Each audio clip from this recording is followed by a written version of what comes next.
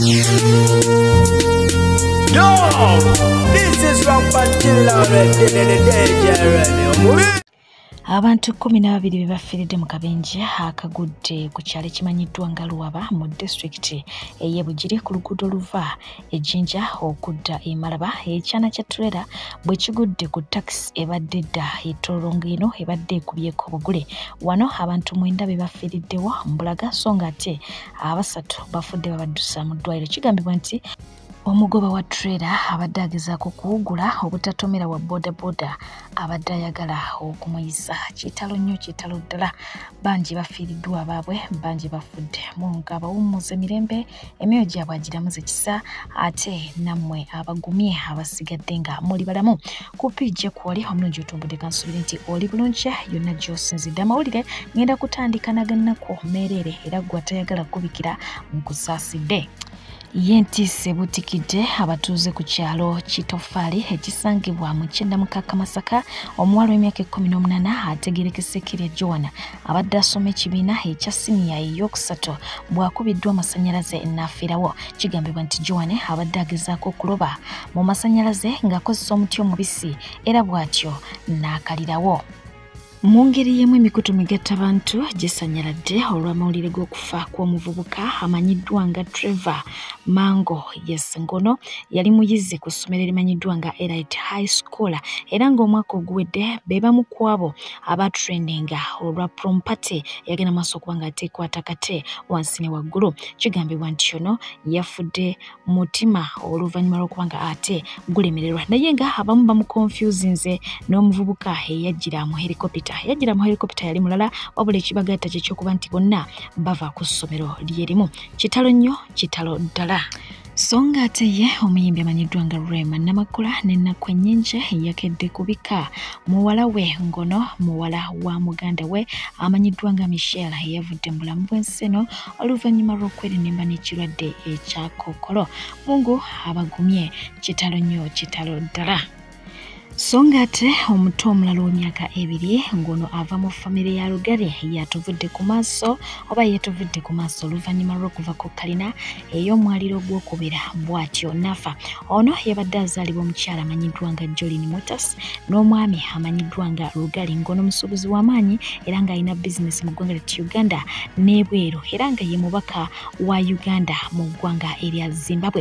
Wabula ng'ate kigambibwa nti abafumbo bano babadde bafuna kanya era nga baali baddukira mu mbuga z'amateeka okusalawo okuba nga ate baawukana mu butongole era ng'eno kkooti gye yasinziira okuba nga ebasaba batwale abaana baabwe ku DNA basobole okuba nga atolwa baawukanira ddala bulungi. Wabula nga kigambibwa nti omwami yali yatwalako abaana abakulu ku DNA n'akizuula nti kwaliko abaana 2 abatali babe so nga ate omu bw'ati ye yali owuwe. Omwana ono abadde asembayo gwabadde abusabusa era nga yabaviiriddeko enkaya n'okutuuka mu mbuga z'amateeka era ng'omwami abadde tannamukolako DNA wabula nga kkooti yabadde esabye bonna badde mbabiri ng'ate babakolako DNA. So ensonga ezo zibadde zikyali mu kkooti, amawulire g'okufa kw'omwana bwe gatyo bwe gabatuukiddeko, naye nga yo famire y'omwami Lugari egeza maaso okuba nga ate ewakanya enfa y'omutono nga bagamba nti oba oliawo maama yandiba nekyamanyi ku nfa y'omutono. Weewaawo wenjogera bino byonna ye maama yakwatiddwa dda poliisi era nga bw'ekyagenda maaso okunoonyereza bamulina mu ngalo zaabwe 5. So nga ate bo bankuba kyeyo abakolera mu ggwanga erya Bahrain okuva wano mu ggwanga lya Uganda bwe batyo babise munnaabwe amanyiddwa nga Sam Kironde eyabavudde ku maaso olunaku olwaleero. Mawulire si malungi wano mu ggwanga erya Bahrain. Muganda waffe Sam Kironde atuvudde ku maaso. Abadde mu security company emu gy'abadde yakajoyininga nga yava mu company endala. Sam Kironde abadde akola night shift. Banne bamuzuukusizza ng'obudde bw'okukola butuuse basobole okugenda okukola. Bambi bagenze omunyenyanyeenya nga takyalimu yadde akassa nga yavudde dda mu bulamu bw'ensi. Teosobola kumanya kituufu ki ekimuse kubanga asangiddwa yeebase. Naye tujja kusaba buli omu alaba vidiyo eno gitambuze etuuke ku bafamire ye.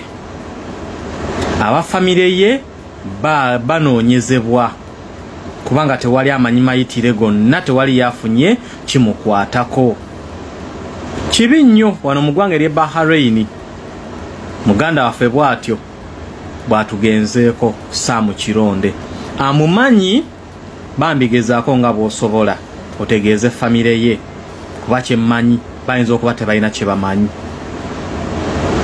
Wabula famire ye bw'ebanga esobodde okulaba vidiyo eno mugezeeko okuba nti mutunoonya ng'obudde bukyali. Tulabe ki ekyokukola. Kibi nnyo, kibi ddala wane Bahrain, miranga nyiike na bulumi ku mutima olwa muganda waffe oyo Sam Kironde. Rest in peace Sam.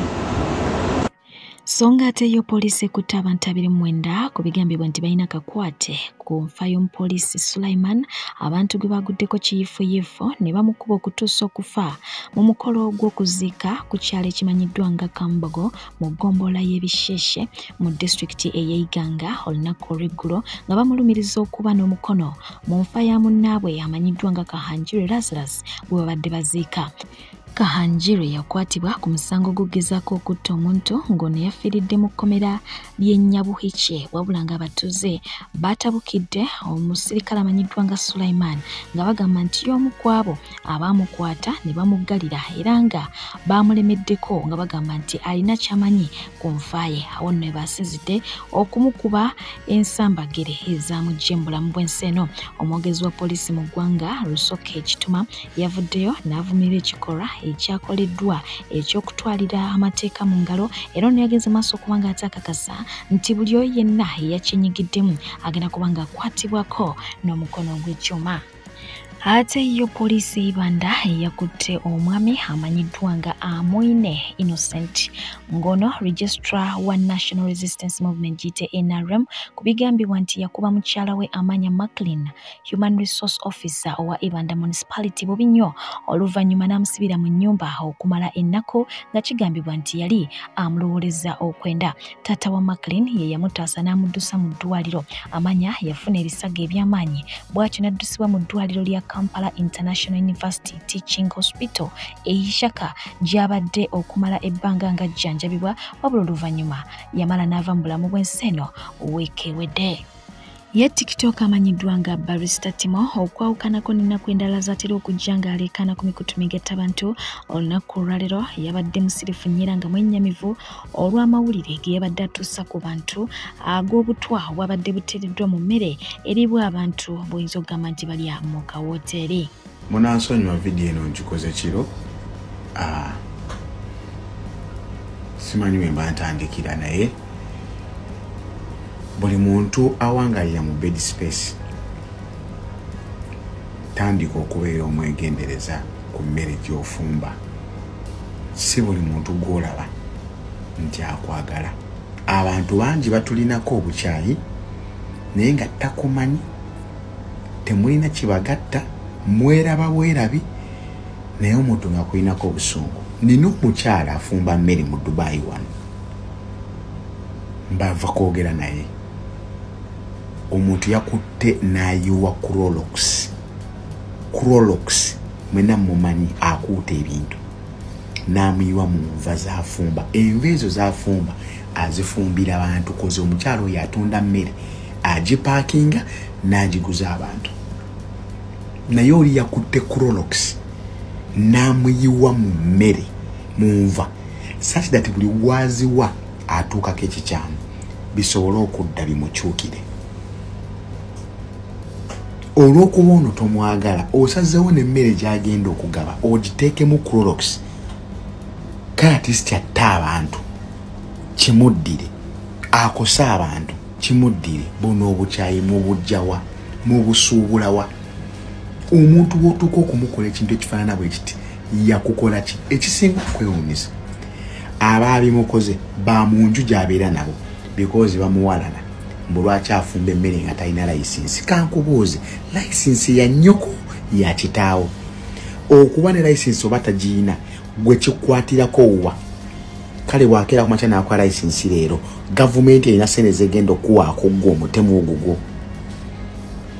oli yafumba sarawo yafumba emmere mukama namu blessing naayitawo naafuna riziki gwani akuganya okutandika okusinga omuteekako obukyayi n'ensigo banna Abannayuganda mwejjeemu emitima emibi kale obadde ogenda kutta abantu simply because olina akasajja ku mutima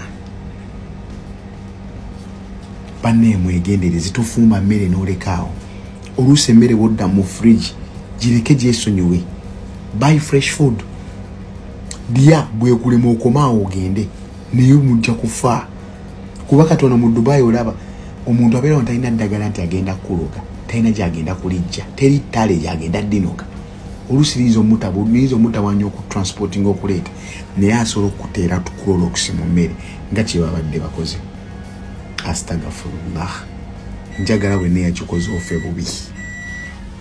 So nga ate abaagalana bafunye obutakkaanya era nga mu kuyombagana omukyala ajjeeyo ebyokulwanyisa okubadde eccupa n'akambe era nga bw'atyo bwawerekereza omwami ebigambo ebimugamba nti ajja mufumita bw'anaaba yeebase. Kino nno kikubye bangi wala era nga beebuuzizza butya omwami bw'awangaala n'omukyala ono. Nkirina saagala sinaba kutuusa ku fulumu gwanfoosinga woba olowooza afuna bw'omanyiira gwe woba olowooza afuna bw'omanyiira nja kukufumita ekisonga weebasenze nesibaako ng'omanyi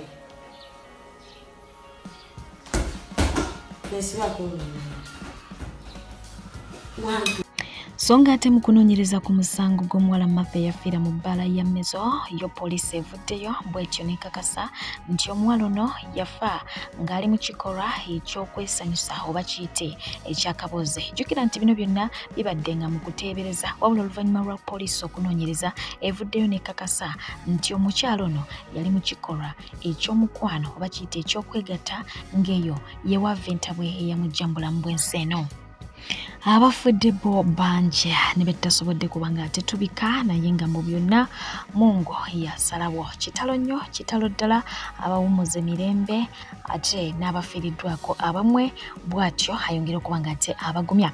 Kyo ekitongole ekivunaanyizibwa ku ntambula y'eggaali y'omukka mu ggwanga ki Uganda Rail Corporation kiyimirizza entambula eno okuva mu Kampala okudda e Mukono okutuusa nga 14 omwezi guno. Kino kiddiridde oluguudo lw'eggaali y'omukka okufunamu obuzibu obutagisobozesa kubanga ate etambula okutuuka mu bitundu ebimu. Bannakampala bo beegulidde omuze gw'okuyoowa kasasiro mu nkuba efudde emba naye ng'ate enkuba ne bwe batefudde emba basuula busuuzi kasasiro mu kibuga bwe kityo ne kiddugala.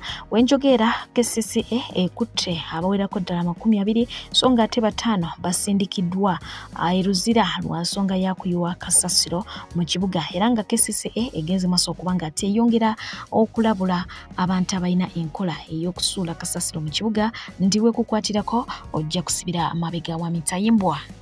Olunaku olwaleero ye omukulu amanyiddwa nga Fake Gaza bw'ati aleeteddwako mu kkooti ku musango gwe ogumanyiddwa nga simple robbery oba guyite ogw'obubbi. Kinajjukira nti ku bikwekweto ebyakolebwa poliisi mu kufeffeta ababbi mu bitundu by'e Katwe ono nno gye baamukwatira oluvannyuma lwa poliisi okulumiriza nga bwe yamusanga n'amajambiya ebiragalalagala n'ebyambalo eby'amagye awo nno mwana tu ne bamutwala nga kaguddeyo naye ng'ate abamu babadde bagenda maaso okuba ng'ate basonga olugalo mu mukulu amanyiddwa nga Palaso oluvannyuma lw'embeera ebaddengawo ku ground wakati wa Palaso n'omuyimbi amanyiddwa nga Fake Gaza wamu ne alien y'okusika omuggwanga bagamba nti oba oliawo Palaso yali emabega w'okukwatibwa kwa Fake Gaza wabula nga Palaso yavuddeyo bino byonna n'abyesamba n'agamba nti ye talina kakwate ku kukwatibwa kwa Fake Gaza. Oluvannyuma lw'ebbanga eriwerako ddala omukulu amanyiddwa nga Mpajje Robert ng'aweereza ku NBS muyite TAFB bw'atyo yalekulidde mu butongole bangi basiibudde awo ku NBS era tuze tubalaba nzimba batuusaako so ng'ate ye mwana mulenzi amanyiddwa nga Alan Cruz okwawukanako ne banne okuva ku NBS abeegobye ye kigambibwa nti yakwatiddwa ku nkoona okuva ku BBS Telefina gy'abadde amaze emyaka egiwerako ddala 9 ng'akakkalabya wabula ng'ono yakukulumidde ba boss era nga agenze maaso okubanga ate ayongera okukakasa bannayuganda nti tobeerangaawo ng'okolera omuntu n'olowooza nti mukwano gwo boss we tasobola kubeera mukwano gwo wadde ng'omukolera n'eddakiika n'emu so ng'ate ye omukyala amanyiddwa nga Sophie Tebe yasangono naye presenter mulambirira bw'atyo gye buvudde kawa yasimulukuse ne bebi wa bulenzi era nga ye n'omwagalwa we basanyufu Byansuso olw'amawulire ago naye nga ye omukulu amanyiddwa nga Frank Gashumba aleetedde abangi okuba nga tebataginga omwana ow'obuwala amanyiddwa nga Nabukera Aisha yesa nga bano ekibatagingisa omwana ono kyekyokuba nti Gashumba avuddeyo n'akubiriza abantu mbu balekerengaawo okuyamba abantu abali obubi balekerengaawo okuyamba bamasikini mukubanga abantu abo tebajjukira era nga ye agamba nti bonna be yali akutteko tewali yakola ki yamujjukira kinajjukira nti omukulu amanyiddwa nga Frank Gashumba yayimirira mu nsonga za Nabukera era nga buli omu yamulaba wamu n'okusomesa omwana ono okutuuka gye yamutuusa kakati ebigambo byayogedde bireetedde bangi okulowooza nti oba oli awo ayogera ku mwana ono kubanga bo gwe bamanyi gwe balabye nga Frank Gashumba akola ki akyusa ku bulamu bwe ndayira nga ntya Allah sikyayamba masiikini nti omuntu ng'omuntu nti muyambe nsobola okuyamba community ng'essomero baagala bowahoolo ngeyo nenjigula baagala kusereka ssomero nkisobola nsanze omuntu ali swande mu kibuga n'omu emitwalo 2 naye nsanga akanaakanaku tinkaweerere never sina gwe nali mpeeredde yali anzijukidde toyina masiikini yali anzijukidde nanzijukira taliyo tewali masiikini yali engulidde kantu ku Easter oba Christmas wadde akasawo baka perfume akadola 2 awatali wadde okkulwa essaawa bino ebigambo omukulu amanyiddwa nga Geno Megad yandibanga yabiwandikidde omukulu amanyiddwa nga Geno Muhoozi Rugaba olw'ebyo byabadde ajja awandiika kuva mabega ku mukutu gwe ogwa X yawandiise n'agamba nti a man is called a drunkard when he misbehaves not when he drinks abavumaganya otwenge mwefuge freedom is coming tomorrow bw'atyo bwe yawandiise oba okategedde songa ate ye yakubye campaign naye ng'agamba nti ajiddemu umbrella mu ssomero erya primary kyaddaaki bw'atyo yawangudde wabula ng'ate ono yasabye n'obukuumi mu kusaba obukuumi ye Bobby Giant ensonga yagitutte nga eri serious ne ba foot soldier abamu era nga bagenze maaso okuba nga tebavaayo omwana ono ng'akola ki ng'alayira ne bamuwa obukuumi obwo bwennyina bwe yasabye.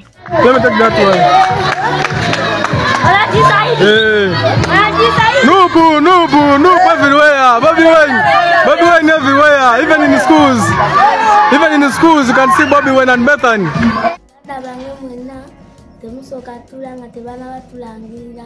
Batulangira ku Monday. Ekirala nsaba President Bobby Wine ampa obukuumi ku lunaku lw'okunnangira.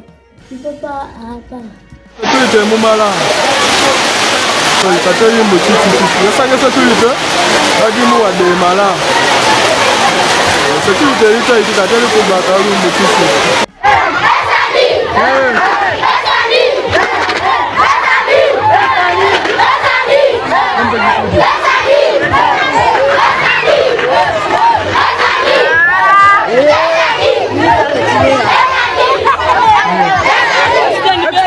Extend behind. It's everywhere. NUP. Simbo umbrella. Olaba bato basobedde okulonda umbrella ku ssomero. Kati fa abakulu. NUP is everywhere. NUP. Kunga. ate nga ye omukulu amanyiddwa nga Honorable Ssemujju Nganda owa Kyela Municipality yajjusa olunaku lwe yasituse n'agenda okwetaba mu misinde gya Kabaka egy'amazaalibwa oluvannyuma lw'aba foot soldiers okuba nga te bamusalako ne bagamba nti talina njawulo ne Dictator Museveni mbu agaanidde mu ntebe nga bagamba nti naye aludde ekiira naye tewali nkyukakyuka gye balaba kiira oba okiwulidde so bwe bati ne bagenda maaso okuba nga te bamukyomera wamu n'okumwambalira wadde nga obubaka bwabadde buyisiddwa nti tebaagala kulaba byabufuzi mu mazaalibwa ga Ssaabasajja Kabaka. Yes, era ne balagira nti tewabaawo wadde ekipande ekireetebwa nga si kya Ssaabasajja Kabaka. Abantu abamu aba NUP ensonga eno bagitutte pasono, nga bano bagenze maaso kuba nga tebakubisa ekipande bwaguuga, nga kino tebasobola na kukisitula wabula nga bakikoledde obupiira kwe bakitambuliza. Ekyomukulu amanyiddwa nga Robert Kyagulanyi Ssentamu bwe batyo ne boolekera nakyo mu Lubiri e Mengo nga bajaguza amazaalibwa ga Ssaabasajja Kabaka. Bingi ebyagenze mu maaso okuba nga te bibeerayo, era nga ne press-ups 7 ezaakubiddwa Robert Kyagulanyi Ssentamu wenjogera batandise dda okuzikolamu kyewandiise challenge. Tusuubira nti ajja wano tajjaawo na byabufuzi bye kubanga dress code already bantu bagambye tojja na kipande kyo kya muntu yeesimbyewo oba tetwagala magaali gammwe.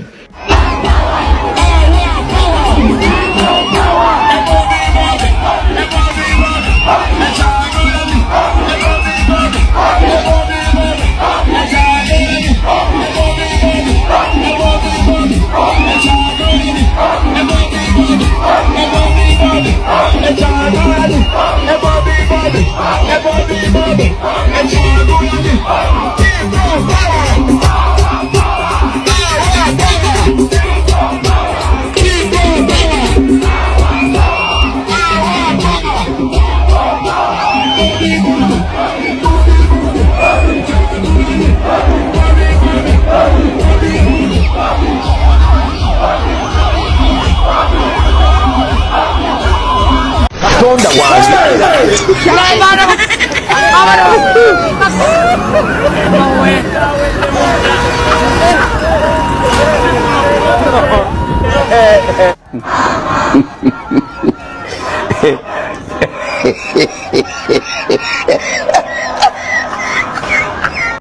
Otambudde obwoya ne bukugwa ne kuntumbwe ng'onoonya mirimu ofereddwa abafere bangi toddamu kumagamaga kankwanjulira Molden International Labour Consultants be bakugu abaakakasibwa okutwala bannayuganda emitala w'amayanja mu nsi nga Qatar, Saudi Arabia, Jordan, Kuwait, UAE, Bahrain era nga bano bakutuusako emirimu omuli security, waiters and waitresses, maids, cleaners wamu ne baristas.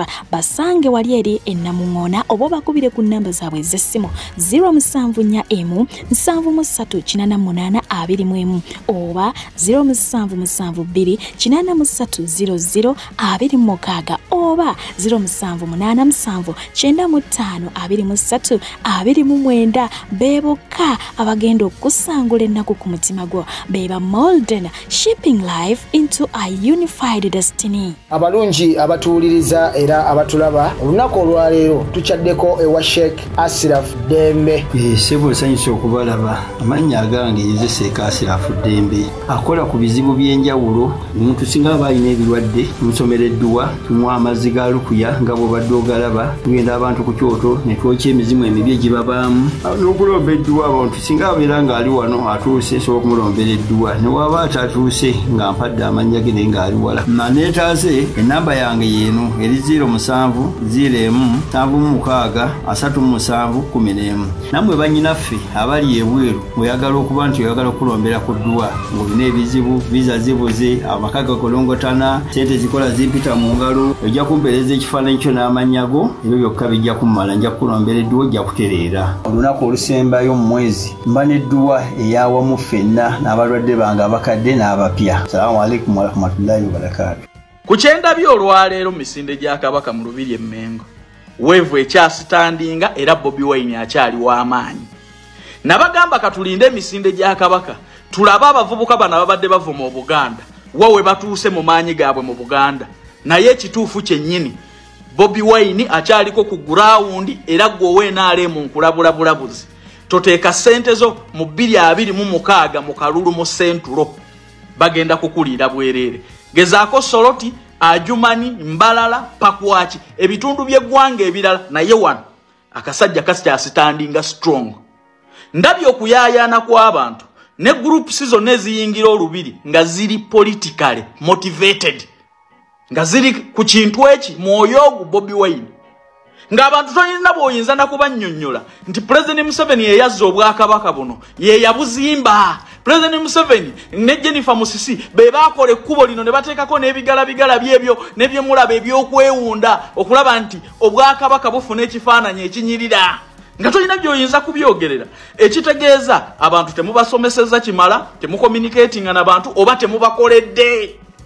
Erinnya lye NRM libadde terina we lina kuvugibwa, libadde terina we lisobola kwogererwa wadde akaama mu lubiri. Mbabuulira era mbalabula weevu ekyasitandinga ekyali strong mu Buganda. Muyiye amalala temuteeka sente zammwe mu kalulu owe NRM 2026 wano mu central bagenda kulya. Nze mpimyemu ku bavubuka ab'engeri gye badde bavuma kabaka n'amaanyi ge bakyayina Emmengo ndabira ddala nga bakyaliwo. Eyo yiri tegyensobola okukuwa ku kyendabye Emmengo.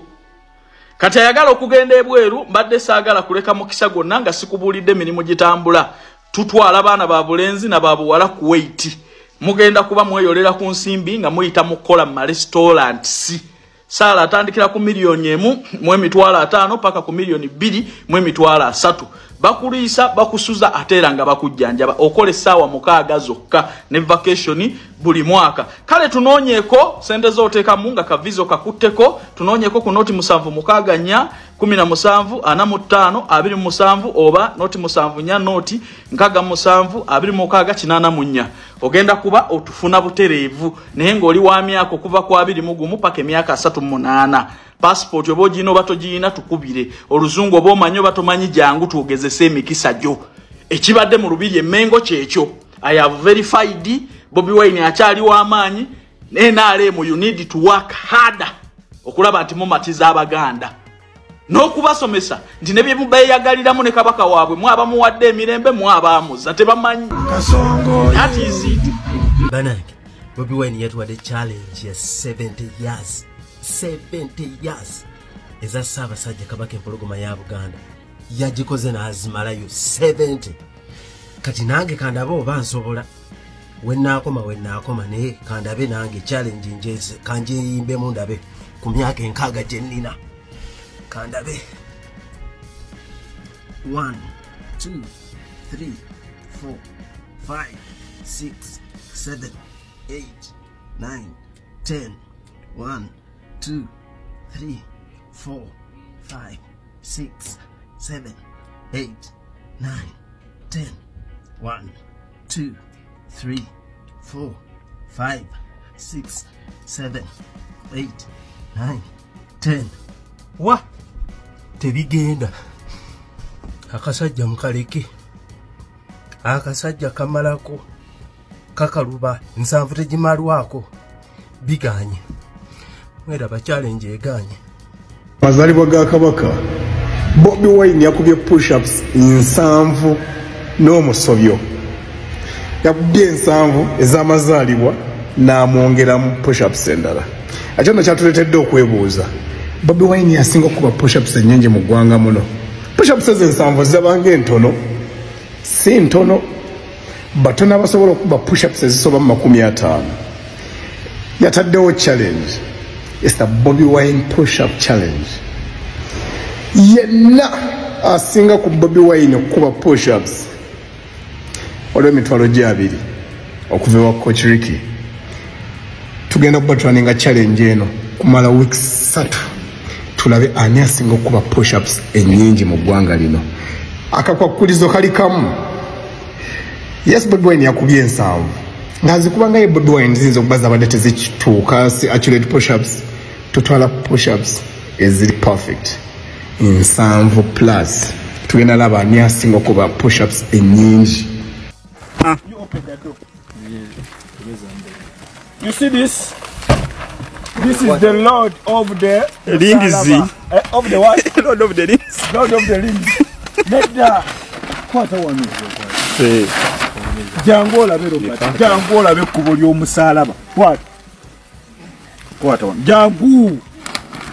Hallelujah, hallelujah. Zukide ngabo yagamba. Daside yeri. Omulabye.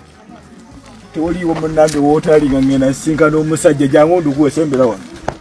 Kagenda sisinka n'omusajja. Namumanyi. Omumanyi ono? Yes. Ani? Ani? Kati awo ojja kusobola okuwangaala mu nsi eno. Ekkubo ly'omusalaba. Ngambye viddi bwetuuka nino direeta. Olaba omukulu omulabe. Onani? Onani? Onani? Onani? Biteke mutwe. Onani? Onani? Thank you, all right.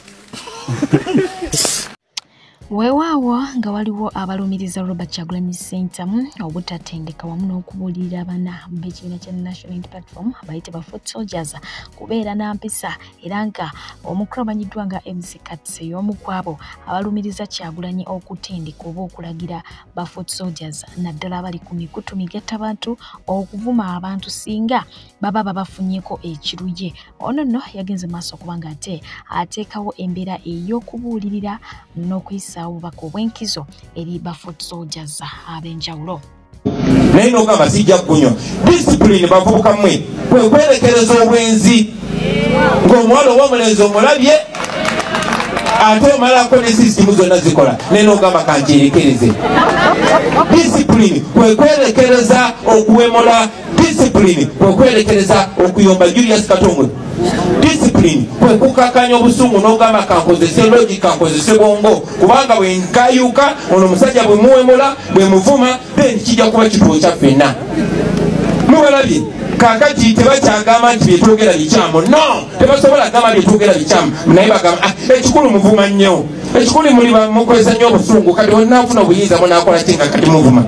So tubeere smart, tubeere bagezigezi n'ebyana by'omusota. Ne bw'okwata omubbi nga ppye agamba ekikulu kati gwe onkutte bubi. Kwegamba nga tufuneyo n'enkwata gy'oyinza okukwata omubbi. Omubbi bw'ogenda omukwata okosoosayo gwa ddyo nagwa kuno tuganda omugamba nsebo omubbi.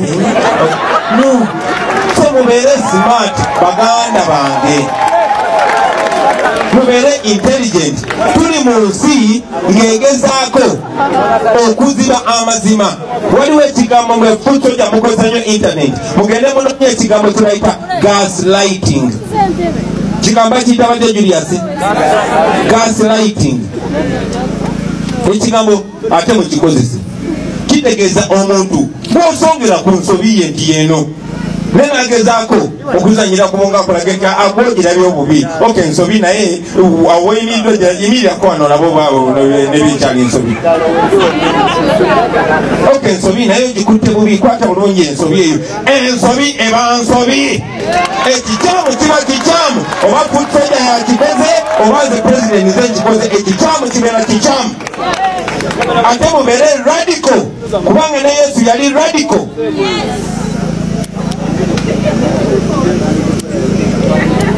Tebabatisa nti munyigire ekikyamu musibe ekikookolo.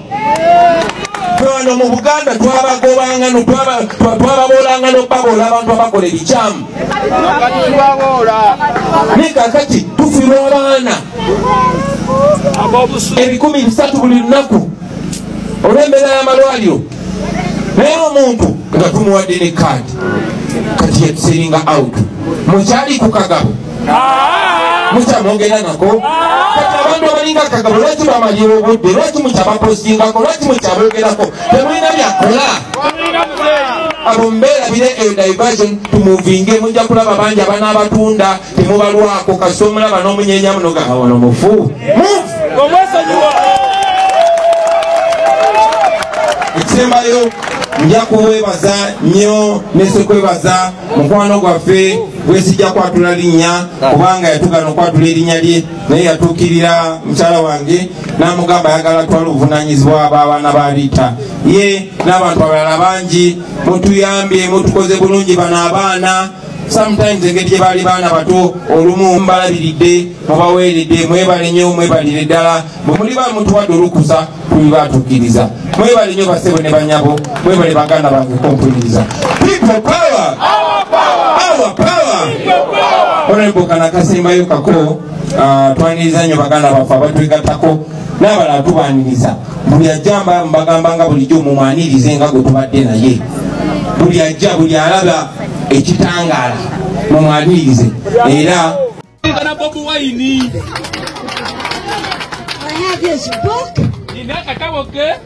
I watch his movies. When he goes to all of the countries. And every question they ask him,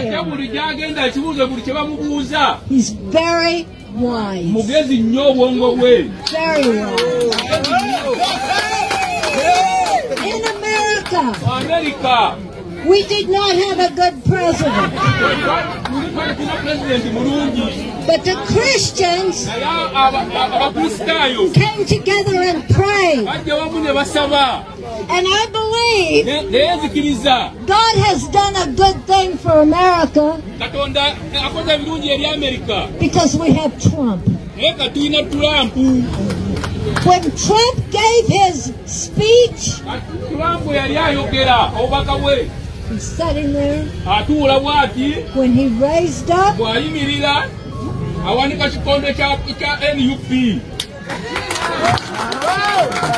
I know what I have seen.